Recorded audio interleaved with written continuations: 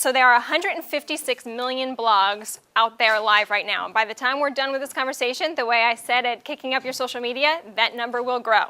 Blogs have become so much more of a mainstream vehicle to share your news. And as you'll hear from a lot of our panelists today, blogs are incorporated into some of the most mainstream outlets there are.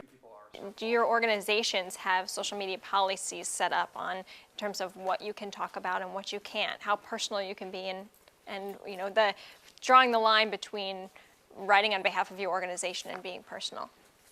As personal as they're willing to go and as all those boundaries, usually readership increases because people like to have as much as you're willing to share. Very few people are sort of blogging in the traditional way as it was 2003, 2004, because a lot of that has shifted to Twitter or Tumblr or to Facebook.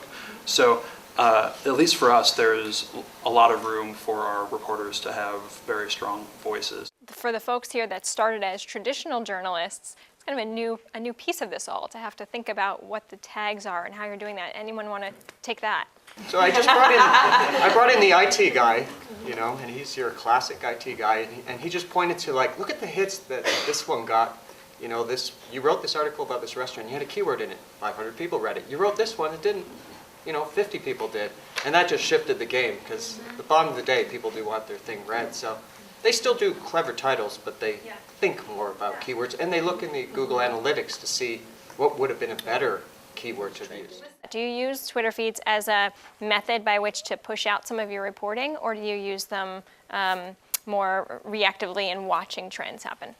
I kind of view Twitter as another place where I'm able to build my audience and interact with potential readers of my blog. So I will, you know, have connections on Twitter that may never visit my blog, but they're following me and they're retweeting my tweets to their followers. So it's really, to me, it's a way of building my audience.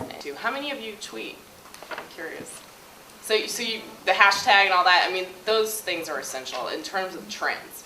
You know, if you have a particular focus area, you want to figure out which hashtags you should be using and actively following, and that way, I mean, you'll always be able to keep up on the trends in your particular area of interest. I remember, maybe it was a year or 2 years ago, when there was a big kind of uprising from mommy bloggers who took a stand and said, we are not here just promoting free product. We're not just looking for stuff and promoting it for you.